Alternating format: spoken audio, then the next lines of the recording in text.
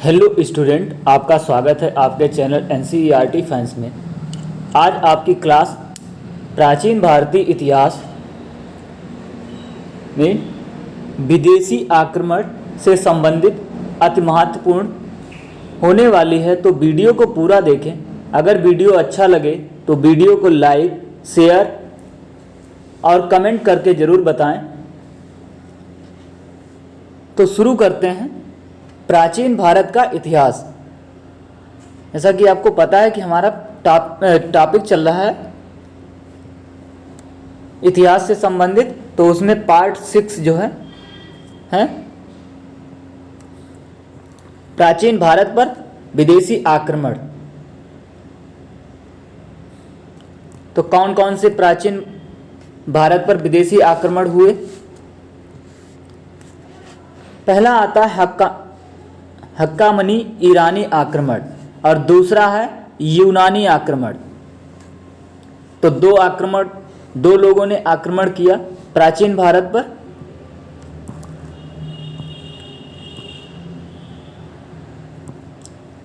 प्राक मौर्य युग में मगध सम्राटों का अधिकार क्षेत्र भारत के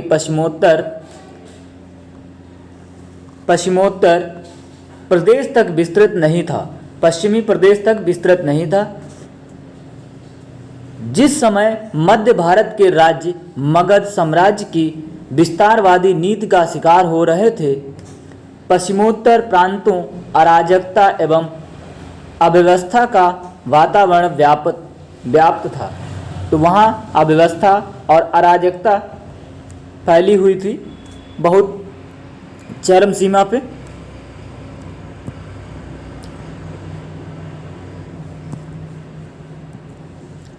यह क्षेत्र अनेक छोटे बड़े राज्यों में विभक्त था, जिसमें कंबोज, कांधार एवं मद्र प्रमुख थे।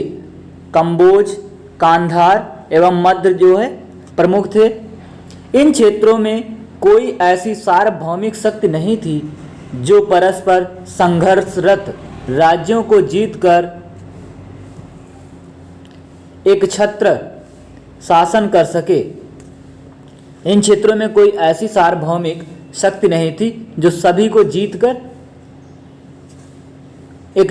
एक राज्य का निर्माण कर सके। यह संपूर्ण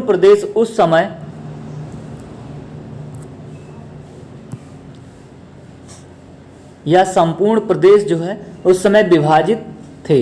ऐसी स्थिति में विदेशी आक्रांताओं का ध्यान भारत के इस भूभाग की ओर आकर्षित हुआ।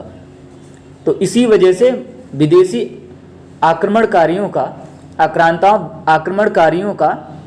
ध्यान जो है भारत के भूभाग की ओर आकर्षित हुआ। स्वाभाविक ही था, परिणाम स्वरूप यह प्रदेश दो विदेशी आक्रमणों का शिकार हुआ, हक्कामनी ईरानी आक्रमण एवं यूनानी आक्रमण। उस समय दो विदेशी आक्रमण हुए, हक्कामनी ईरानी और यूनानी आक्रमण। भारत में सर्वप्रथम विदेशी आक्रमण जो है हक्कामनी वंश के राजाओं ने किया।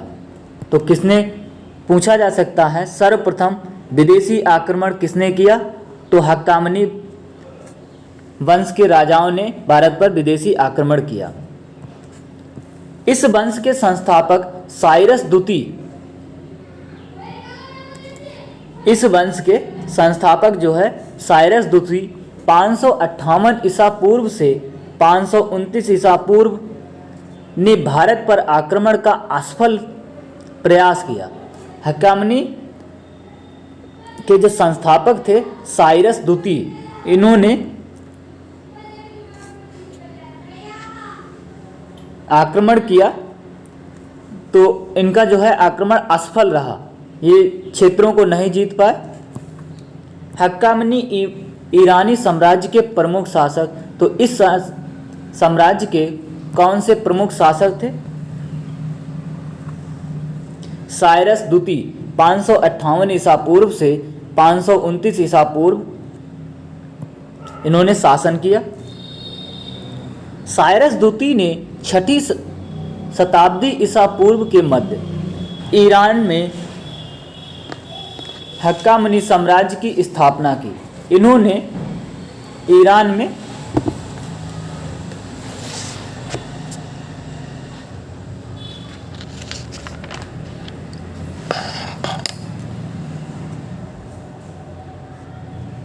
में हक्कामनी साम्राज्य की स्थापना की। साइरस द्वितीय एक महत्वाकांक्षी शासक था।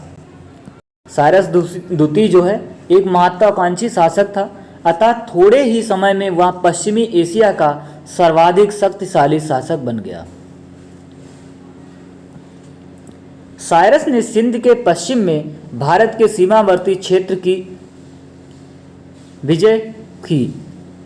प्लिनी के विवरण से ज्ञात होता है कि साइरस ने कपिसा नगर को ध्वस्त किया। प्लिनी के विवरण से ज्ञात होता है कि साइरस ने कपिसा नगर को जो है ध्वस्त कर दिया। साइरस की मृत्यु के बाद कैस्पियन क्षेत्र में डरवाइक नामक एक पूर्वी जनजाति के विरुद्ध लड़ते हुई। तो साइरस की मृत्यु जो है कैस्पियन क्षेत्र में डरमाइक नामक एक पूर्वी जनजाति के विरुद्ध लड़ते हुए हुई तथा उसका पुत्र जो है कौन था?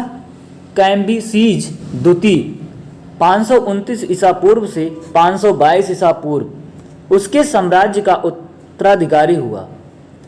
वह ग्रह युद्धों में ही उलझा रहा, तो इसको जो है समय नहीं मिला, यह ग्रह युद्धों में ही उलझा रहा और उसके समय में हक्कामनी साम्राज्य का भारत की ओर कोई विस्तार नहीं हुआ।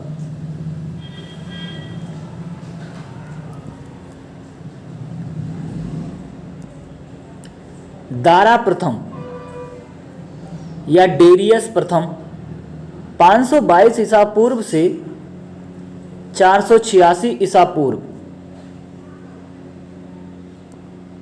इसका शासन जो है 522 ईसा पूर्व से 486 ईसा पूर्व तक रहा। भारत पर आक्रमण करने में प्रथम सफलता दारा प्रथम या डेरियस प्रथम को प्राप्त हुई। तो हक्कामनी ने सबसे पहले आक्रमण तो किया पर उसे सफलता नहीं प्राप्त हुई। दारा के यूनानी सेनापति स्काईलैक्स, दारा का कौन सा सेनापति था? यूनान का था। स्काईलैक्स ने सिंधु से भारतीय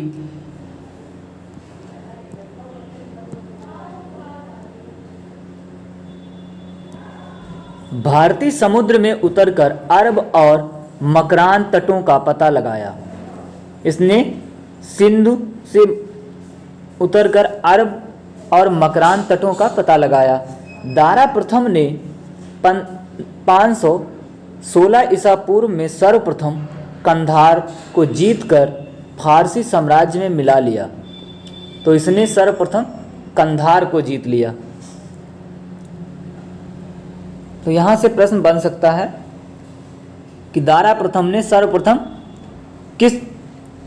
किसे जीता था? तो कांधार को जीतकर फारस साम्राज्य में मिला लिया था। भारत का पश्चिमोत्तर भाग दारा के साम्राज्य का 20वां प्रांत, तो इसके पश्चिमोत्तर भाग था, पश्चिम का जो भाग 20वां प्रांत हेरोडोट्स के अनुसार, किसके अनुसार? हेरोडोट्स के अनुसार 20वां प्रांत था। कंबोज एवं कांधार पर भी उसका अधिकार था। तो कंबोज और कांधार पर भी उसने अधिकार कर लिया। किसने? दारा प्रथम ने। दारा प्रथम के 3 अभिलेखों बेहिस्तून,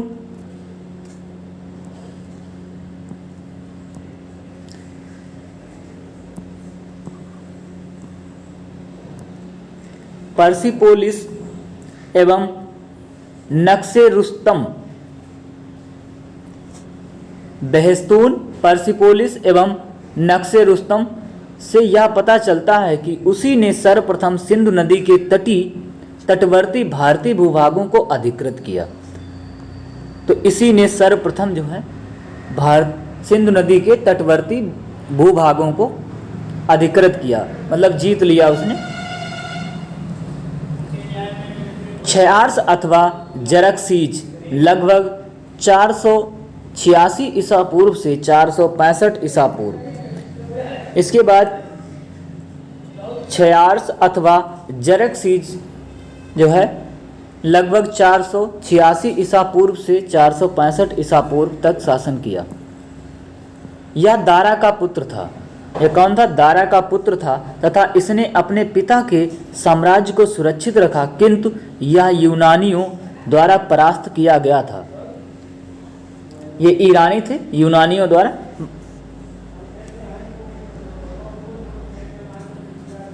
हार गया था। इसने अपनी फौज में भारतीयों को शामिल किया। इसने अपनी फौज में भारतीयों को भी शामिल किया। जरक्सीज के उत्तराधिकारी तथा पारसिक साम्राज्य का विनाश। जरक्सीज के उत्तराधिकारी और पारसिक साम्राज्य का विनाश कैसे हुआ? जरक्सीज की मृत्यु के पश्चात उसके तत्कालिक उत्तराधिकारी कौन कौन बने? तत्कालिक उत्तराधिकारी क्रमशः अर्तजरक्सीज प्रथम एवं अर्तजरक्सीज द्वितीय हुए। साक्ष्यों से पता चलता है कि इन उत्तराधिकारियों द्वारा दारा प्रथम द्वारा निर्मित साम्राज्य को सुरक्षित रखा गया। ये दो उत्तराधिकारी हुए, कौन कौन से? अरक्सीज प्रथम, अर्तजरक्सीज प्रथम, अर्तजरक्सीज द्वितीय। साक्ष्यों से पता चलता है कि इन उत्तराधिकारियों ने दारा प्रथम द्वारा निर्मित साम्राज्य को सुरक्षित रखा।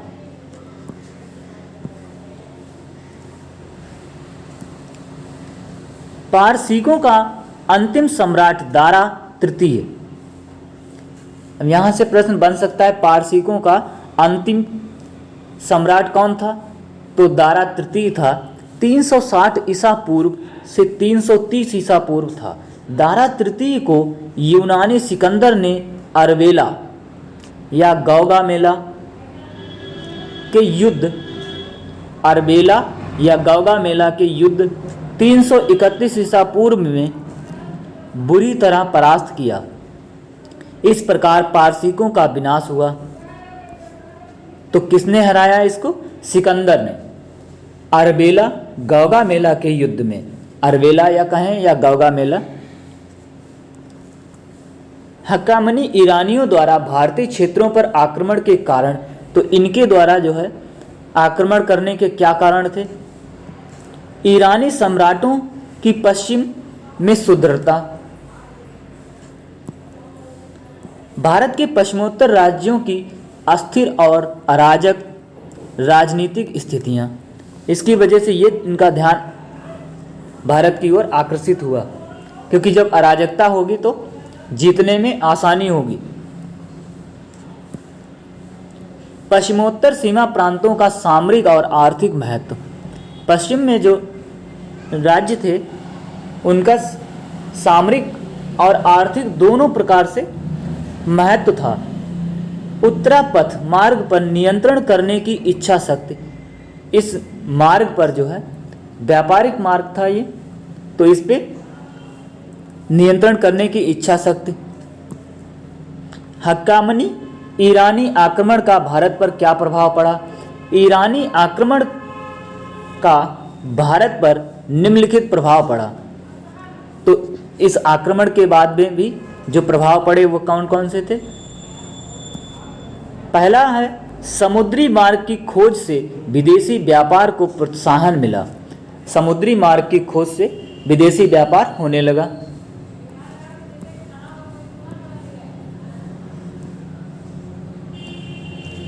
पश्चिमोत्तर भारत में दाईं से बाईं ओर लिखी जाने वाली खरोष्टी लिपि का प्रचार हुआ।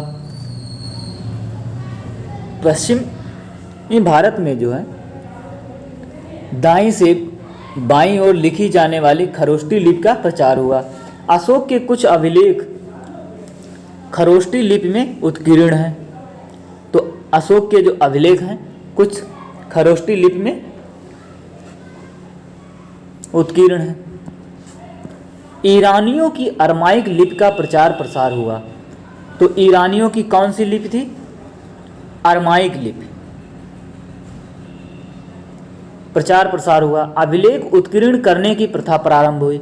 ईरानियों के द्वारा जो है यहीं से अभिलेख उत्कीर्ण करने की प्रथा जो है प्रारंभ हुई।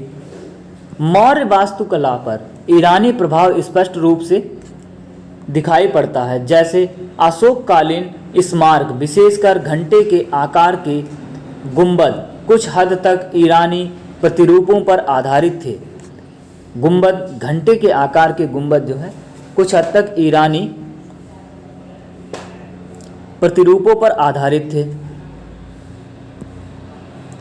अशोक के शासनकाल की प्रस्तावना और इनमें प्रयुक्त शब्द में भी ईरानी प्रभाव देखा जा सकता है। अशोक के शासन काल की प्रस्तावना और इसमें प्रयुक्त शब्दों में भी ईरानी प्रभाव देखा जा सकता है। अब अगला है यूनानी आक्रमण। तो यूनान से आक्रमण करने भारत पे कौन आया? इस क्रम में है सिकंदर। पहला था ईरानी हक्कामनी राज्यवंश के राजाओं ने भारत पर आक्रमण किया। फिर उसके बाद सिकंदर। फिलिप्स द्वितीय जो सिकंदर का पिता था 359 ईसा पूर्व में मकदूनिया का शासक बना। इसकी हत्या 329 ईसा पूर्व में कर दी गई। फिलिप्स द्वितीय जो था सिकंदर का पिता था, मकदूनिया का शासक बना। इसकी हत्या जो है 329 ईसा पूर्व में कर दी गई। पिता की मृत्यु के पश्चात सिकंदर लगभग 20 वर्ष की अल्प आयु में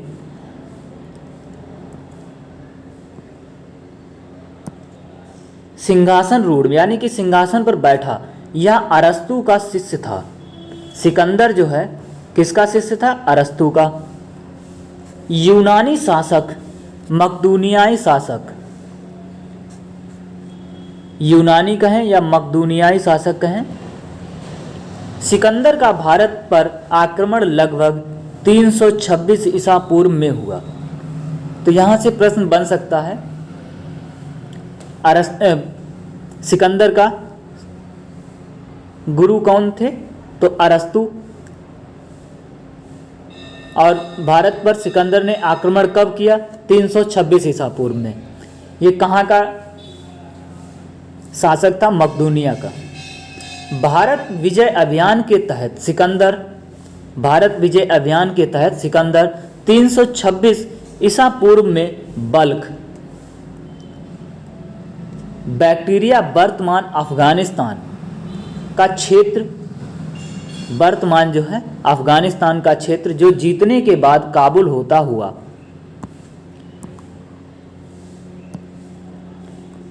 कहाँ काबुल होता हुआ हिंदकुश पर्वत या कहें खैबर दर्रा पार कर भारत आया। तक्षशिला के शासक, तो उस समय जो है तक्षशिला का शासक कौन था? अंबी ने आत्मसमर्पण के साथ उसका स्वागत करते हुए उसे सहयोग का वचन दिया। तो यहाँ जो है अंबी बगैर लड़े ही आत्मसमर्पण कर दिया। सिकंदर के आक्रमण के समय असमक एक सीमांत गणराज्य था जिसकी राजधानी जो है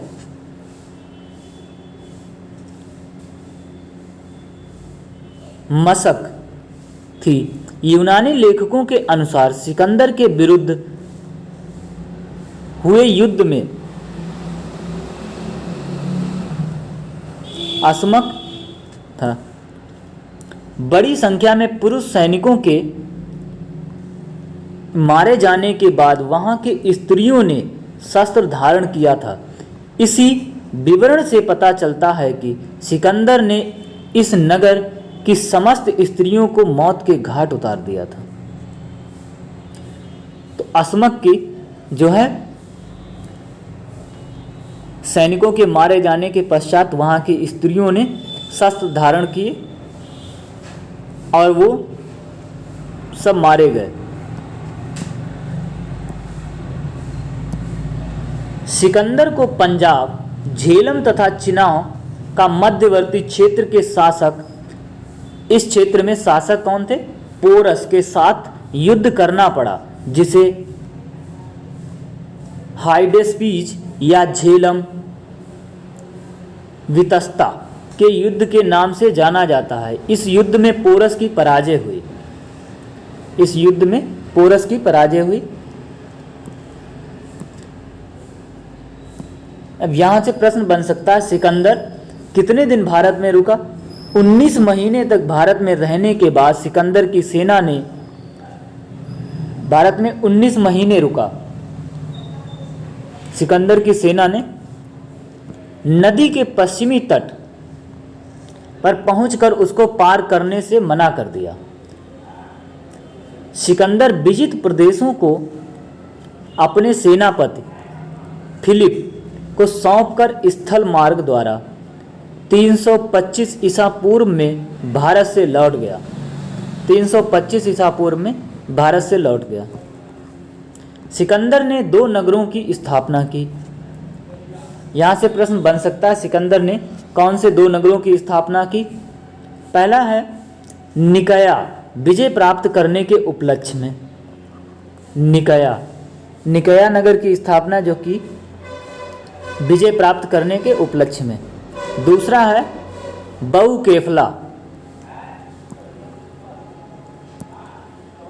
बहुकेफला अपने प्रिय घोड़े के नाम पर। सिकंदर की मृत्यु 323 ईसा पूर्व में बेबीलोन में 33 वर्ष की अवस्था में हो गई। सिकंदर के साथ आने वाले लेखकों में निरियाकस, आंसिक्रिटस, अरिस्टोब्यूलस के विवरण अधिक प्रमाणिक एवं विश्वसनीय हैं। भारत में सिकंदर की सफलता का कारण क्या कारण हो सकता है? भारत में सिकंदर की सफलता के प्रमुख कारणों में से एक था भारत किसी एक केंद्रीय सत्ता का, भारत में जो है उस समय कोई एक केंद्रीय सत्ता नहीं थी। इतिहासकार डॉक्टर हेमचंद्र राय चौधरी ने उस समय यहाँ 28 शक्तियों का उल्लेख किया है, अर्थात राज्य किसी एक केंद्रीय सत्ता के अधीन नहीं थे। हेमचंद्र राय चौधरी ने उस समय यहाँ 28 शक्तियों का उल्लेख किया है। छोटे बड़े 28 राज्य हुआ करते। दूसरा महत्वपूर्ण कारण था सिकंदर की सेना का शक्तिशाली होना। उसकी सेना में तेज तर्रार घोड़ों की बहुलता। इसकी सेना में बहुत तेज दौड़ने वाले घोड़े भी थे। और भी कारण हो सकता है, अम्बी जैसे देशद्रोहियों का सहयोग भी उसकी सफलता का एक बड़ा कारण था। सिकंदर के आक्रमण का भारत पर क्या प्रभाव पड़ा? प्राचीन यूरोप को प्राचीन भारत के संपर्क में आने का अवसर मिला। प्राचीन यूरोप को प्राचीन भारत के संपर्क में आने का अवसर मिला। भारत और यूनान के बीच विभिन्न क्षेत्रों में प्रत्यक्ष संपर्क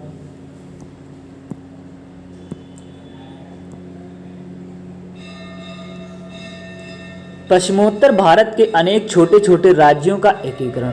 पश्चिम में जो सिकंदर ने राज्य विजित किए थे, वहाँ के छोटे छोटे राज्यों को एकीकरण कर दिया, मतलब संगठित कर दिया। सिकंदर के अभियान से अनेक स्तर और बल्मा खुले को भी भारतीय व्यापार में अहम योगदान दे रहे हैं। भारतीयों ने यूनानियों से छत्र प्रणाली, मुद्रा निर्माण, छत्र प्रणाली और मुद्रा निर्माण की कला को ग्रहण किया। उलूक शैली के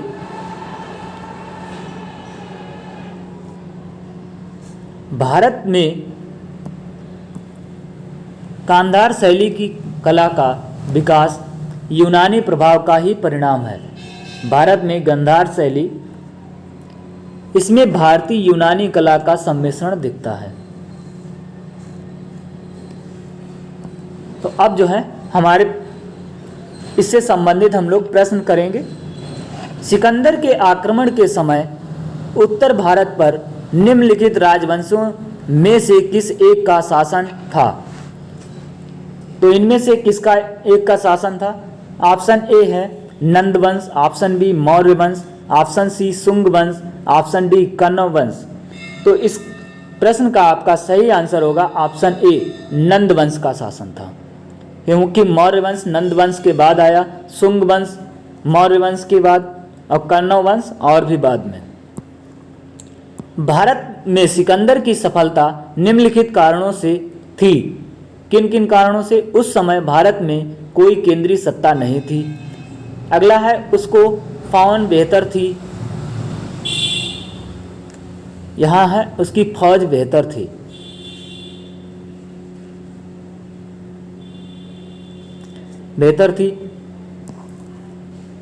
उसे देशद्रोही शासकों से सहायता मिली। वह एक अच्छा प्रशासक था। नीचे दिए गए कूट से सही उत्तर का चयन कीजिए। तो इस प्रश्न का आपका सही आंसर जो है उपरोक्त सभी होगा।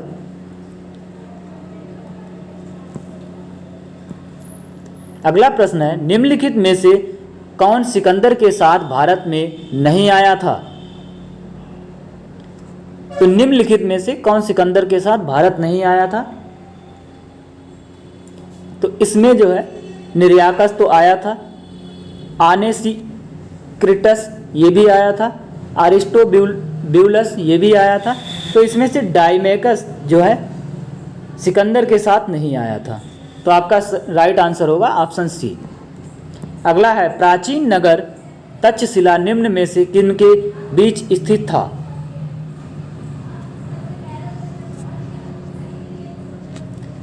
ऑप्शन ए सिंधु तथा झेलम, ऑप्शन बी झेलम तथा चिनाव, ऑप्शन सी चिनाव तथा रावी, ऑप्शन डी रावी तथा व्यास।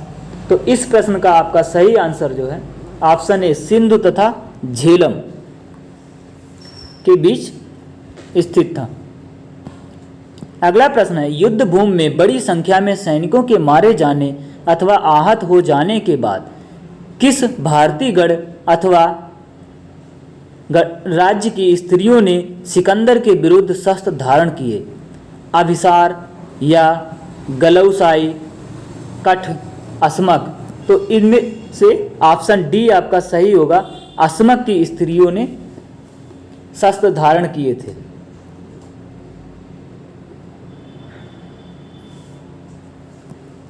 अगला प्रश्न है यूनानी आक्रमण से संबंधित निम्न में से कौन सा कथन सत्य है?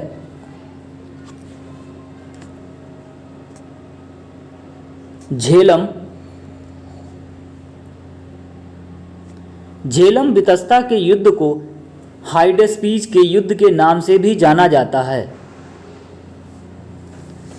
प्रथम यूनानी आक्रमण के समय तक्षशिला का शासक अंबी था, यह भी सही है। अब कूट बनेगा ऑप्शन ए केवल ए, ऑप्शन बी केवल बी, ऑप्शन सी केवल एक और दो दोनों, ऑप्शन डी ना तो एक और ना ही दो। तो इस प्रश्न का आपका सही आंसर जो है ऑप्शन सी होगा,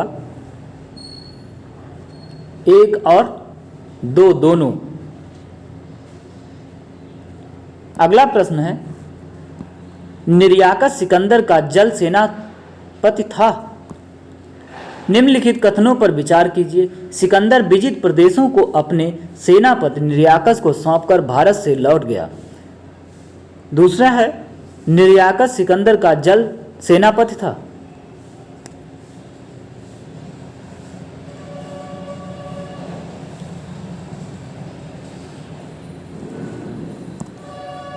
उपयुक्त में से कौन सा कथन सत्य है? केवल एक, केवल दो,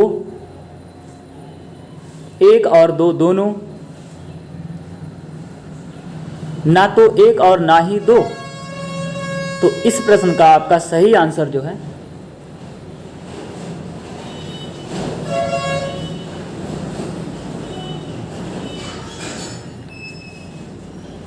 ऑप्शन बी केवल 2।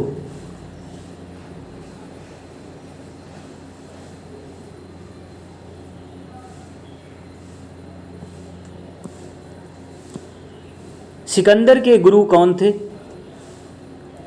तो सिकंदर के गुरु जो है अरस्तु थे। अगला प्रश्न है, निम्नलिखित में से सत्य कथन चुनिए। भारतीयों ने यूनानियों से छत्र प्रणाली और मुद्रा निर्माण की कला को ग्रहण किया। भारत में गांधार शैली का विकास ईरानियों के प्रभाव का परिणाम था। केवल 1, ऑप्शन बी केवल 2, ऑप्शन सी 1 और 2 दोनों, ऑप्शन डी ना तो 1 और ना ही 2। तो इस प्रश्न का आपका सही आंसर होगा ऑप्शन ए केवल 1। तो आज के लिए इतना ही, मिलते हैं नेक्स्ट वीडियो में। वीडियो अगर अच्छा लगा हो तो वीडियो को लाइक शेयर, और हमारे चैनल NCERT फैंस को अगर आपने अभी तक सब्सक्राइब ना किया हो तो सब्सक्राइब कर लें, और कमेंट करके हमें ज़रूर बताएं कि वीडियो कैसा लगा। वीडियो देखने के लिए धन्यवाद।